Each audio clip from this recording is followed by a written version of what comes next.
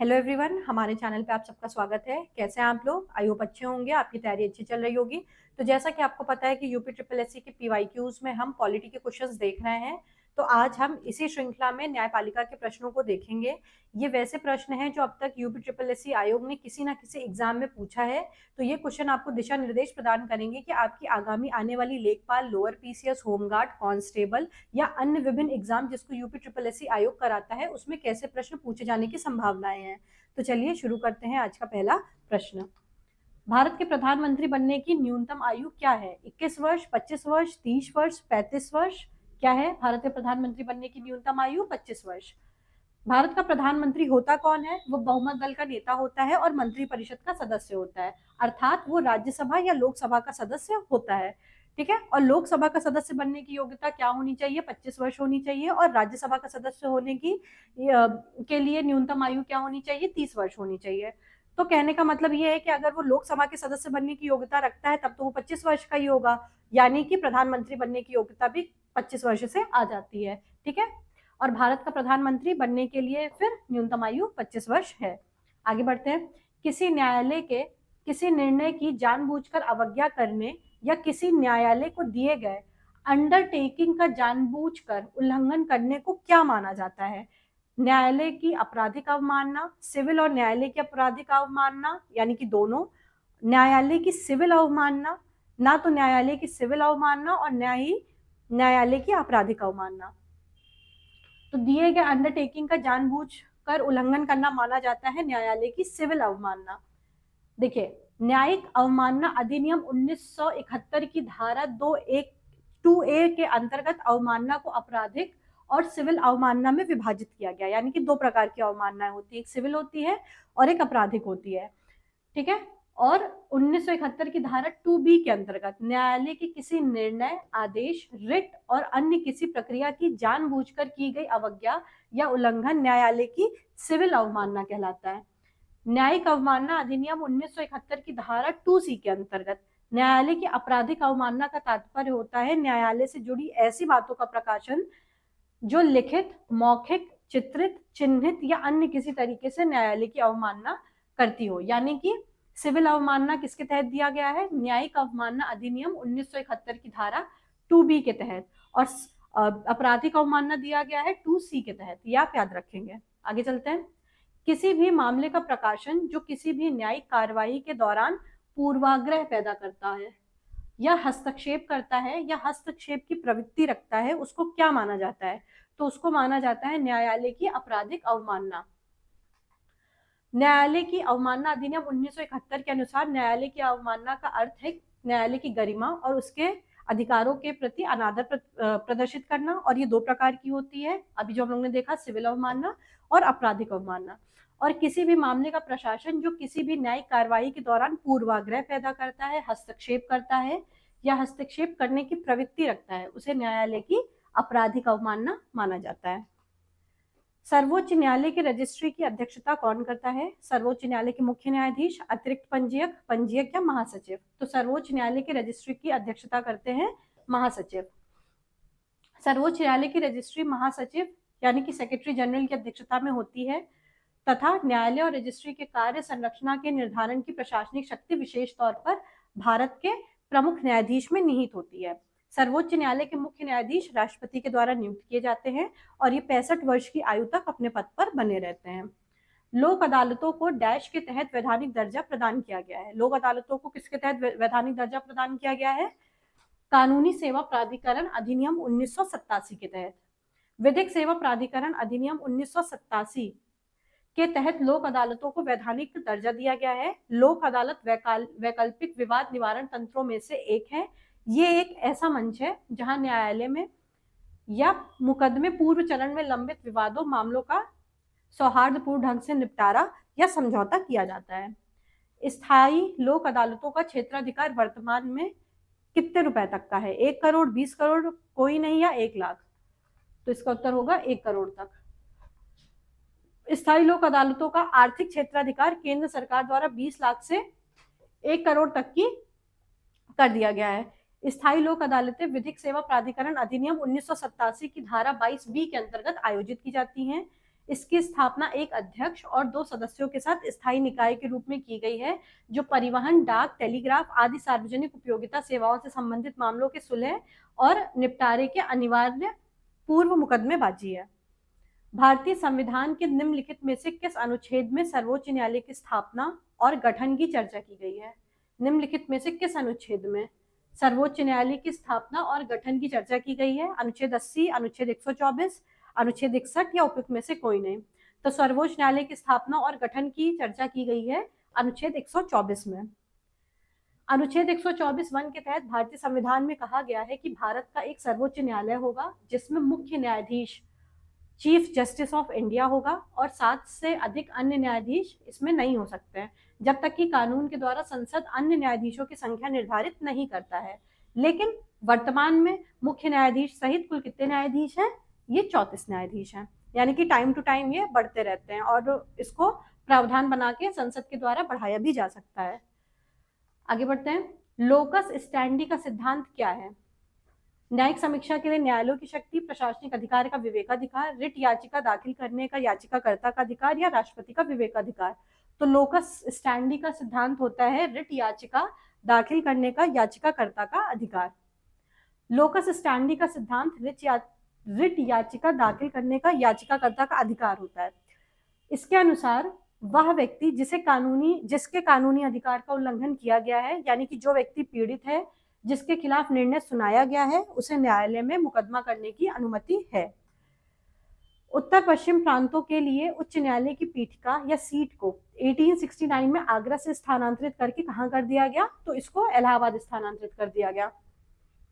उत्तर पश्चिम प्रांतों के लिए उच्च न्यायालय की पीठिका को 1869 में आगरा से इलाहाबाद में स्थानांतरित कर दिया गया। राज्य उच्च न्यायालय के न्यायाधीश को किसके द्वारा नियुक्त किया जाता है? राज्य उच्च न्यायालय के न्यायाधीश को नियुक्त किया जाता है भारत के राष्ट्रपति के द्वारा। उच्च न्यायालय के न्यायाधीशों की नियुक्ति भारत के राष्ट्रपति के द्वारा की जाती है, ये याद रखेंगे आप कंफ्यूज हो सकते हैं कि हो सकता है कि राज्यपाल इसकी नियुक्ति करें, नहीं, उच्च न्यायालय के न्यायाधीशों की नियुक्ति भी भारत के राष्ट्रपति ही करते हैं और इनकी नियुक्ति भारत के मुख्य न्यायाधीश और राज्य के राज्यपाल तथा संबंधित उच्च न्यायालय के मुख्य न्यायाधीश के परामर्श से राष्ट्रपति के द्वारा ही की जाती है।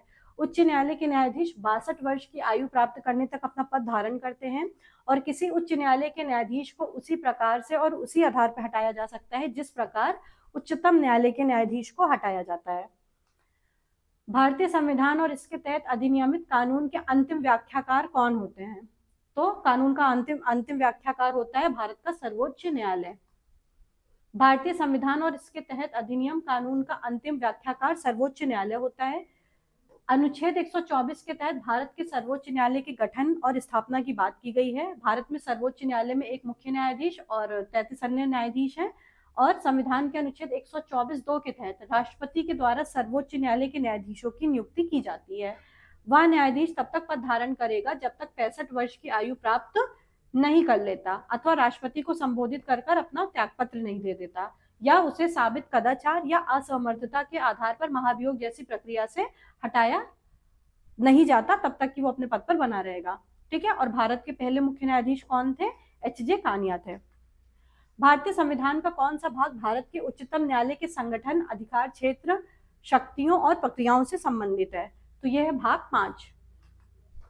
भारतीय संविधान के भाग 5 के अध्याय 4 में भारत के उच्चतम न्यायालय के संगठन, अधिकार क्षेत्र, शक्तियों और प्रक्रियाओं का वर्णन मिलता है। संविधान के भाग 5 में संघ की संरचना निहित है। ठीक है। इसमें अध्याय 1 यानी कि अनुच्छेद 52 से 78 में कार्यपालिका, राष्ट्रपति और उपराष्ट्रपति की बातें की गई है और दूसरे अध्याय में जिसमें संसद आता है जो कि है अनुच्छेद 79 से 122 तक, इसकी बात की गई है। अध्याय 3 में राष्ट्रपति की विधायी शक्तियों की बात की गई है। ठीक है, जो आता है अनुच्छेद 123 में, यह अध्यादेश की पावर है। और अध्याय 4 बात करता है संघ की न्यायपालिका की, जो कि आता है अनुच्छेद 124 से 147 तक। और अध्याय 5 बात करता है भारत का नियंत्रक और महालेखा परीक्षक की, जिसका प्रावधान किया गया है अनुच्छेद 148 से 151 के तहत। लैटिन शब्द हैबियस कॉर्पस का क्या अर्थ होता है? किसी के अधिकार पर सवाल उठाना, आदेश देना, व्यक्तियों को पेश किया जाना या सूचित किया जाना। तो हैबियस कॉर्पस का अर्थ होता है किसी व्यक्ति को सशरीर पेश करना, यानी कि व्यक्ति को पेश करना। ये एक प्रकार की रिट होती है, ठीक है, जिसको कहते हैं बंदी प्रत्यक्षीकरण, यानी कि व्यक्ति को सशरीर पेश किया जाए। इसके द्वारा न्यायालय बंदी बनाए गए किसी व्यक्ति को अपने समक्ष प्रस्तुत कराने का आदेश देता है ताकि बंदी बनाए जाने के कारणों का परीक्षण किया जा सके। भारतीय संविधान के अनुच्छेद 32 में संवैधानिक उपचारों का अधिकार है, जिसके तहत सर्वोच्च न्यायालय द्वारा जारी किए गए 5 प्रकार के विशेषाधिकार, जिनको हम रिट कहते हैं, इनकी बात की गई है। इसमें कौन कौन सी रिट्स आती हैं? बंदी प्रत्यक्षीकरण हैबियस कॉर्पस, परमादेश मैंडमस, अधिकार प्रेक्षा क्यू वारंटो, प्रतिषेध प्रोहिबिशन, उत्प्रेषण सर्चियोरी। ठीक है, इनका उल्लेख किया गया है। निम्नलिखित में से कौन सी याचिका सरकारी पद के अनधिकार ग्रहण को रोकती है? परमादेश, प्रतिषेध, अधिकार प्रेक्षा या उत्प्रेषण। तो इसका अर्थ क्या होगा? सरकारी पद के अनधिकार ग्रहण को रोकती है, ये है क्यो वारंटो। क्यो वारंटो, ठीक है, क्यो वारंटो। न्यायिक याचिका अधिकार प्रेक्षा यानी कि क्यो वारंटो सरकारी पद के अनधिकार ग्रहण को रोकती है। अधिकार प्रेक्षा के माध्यम से लोक पद अथवा उससे जुड़े हुए व्यक्तियों के अधिकारों और शक्तियों का परीक्षण होता है। इस याचिका के द्वारा न्यायालय सार्वजनिक पद पर काम कर रहे किसी लोक प्राधिकारी से यह प्रश्न पूछ सकता है कि वो किस अधिकार से ये काम कर रहा है और उसके दावे का औचित्य सिद्ध न होने पर उसे उक्त पद पर कार्य करने से रोका जा सकता है। भारतीय संविधान के अनुसार उच्च न्यायालय के न्यायाधीशों के लिए सेवानिवृत्ति की आयु क्या होती है? यहाँ पे बात कर रहा है हाई कोर्ट के न्यायाधीशों की रिटायरमेंट की, तो ये होती है 62 वर्ष। भारतीय संविधान के अनुच्छेद 217(1) के अनुसार उच्च न्यायालय के न्यायाधीशों के लिए सेवानिवृत्ति की आयु 62 वर्ष निर्धारित की गई है। वही सर्वोच्च न्यायालय के न्यायाधीश 65 वर्ष तक की आयु तक अपना पद धारण करते हैं। उच्च न्यायालय के न्यायाधीशों की 62 वर्ष से पूर्व साबित कदाचार या असमर्थता के आधार पर संसद के दोनों सदनों द्वारा पारित प्रस्ताव के आधार पर राष्ट्रपति के द्वारा इनको हटाया जा सकता है। तो आप ये याद रखेंगे, हाई कोर्ट के जजेस की रिटायरमेंट की एज 62 होती है और सुप्रीम कोर्ट के जजेस की रिटायरमेंट की एज 65 होती है। मौत की सजा सुनाने के बाद सत्र न्यायालय उक्त मामले को पुष्टि और कार्यान्वयन के लिए किसके समक्ष प्रस्तुत करेगा? यानी कि अगर सत्र न्यायालय ने मौत की सजा सुना दी है तो वो मैटर फिर जाता है हाई कोर्ट में, उच्च न्यायालय में जाता है। ठीक है, मौत की सजा सुनाने के बाद सत्र न्यायालय उक्त मामले की पुष्टि और कार्यान्वयन के लिए संबंधित उच्च न्यायालय के समक्ष उसको प्रस्तुत कराएगा।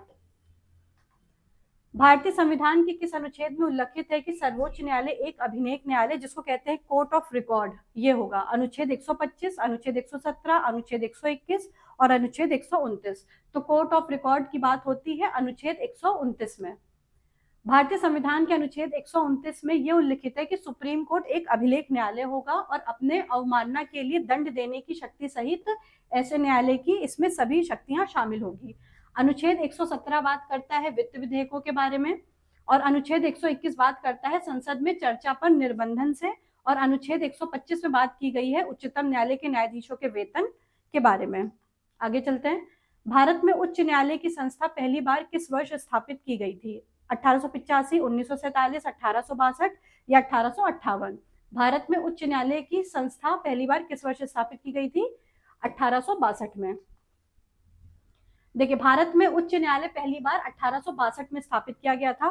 कलकत्ता में उच्च न्यायालय, जिसे पहले फोर्ट विलियम में उच्च न्यायालय के रूप में जाना जाता था, इसको 14 मई 1862 के पत्र पेटेंट के द्वारा अस्तित्व में लाया गया था, जो उच्च न्यायालय अधिनियम 1861 के तहत जारी किया गया था, जिसमें यह प्रावधान किया गया था कि अधिकार क्षेत्र और शक्तियां उच्च न्यायालय को पत्र पेटेंट के द्वारा परिभाषित किया जाना था। फोर्ट विलियम में न्यायिक उच्च न्यायालय और औपचारिक रूप से संस्था न्यायिक उच्च न्यायालय का औपचारिक इस रूप से स्थापना 1 जुलाई 1862 के तहत जारी किया गया था, जिसके प्रथम न्यायाधीश कौन थे? Sir bars peacock. इसमें मेनली आप बस ये याद रखिए कि पहली बार उच्च न्यायालय की स्थापना किस वर्ष में की गई थी? तो 1862 में की गई थी। आगे बढ़ते हैं।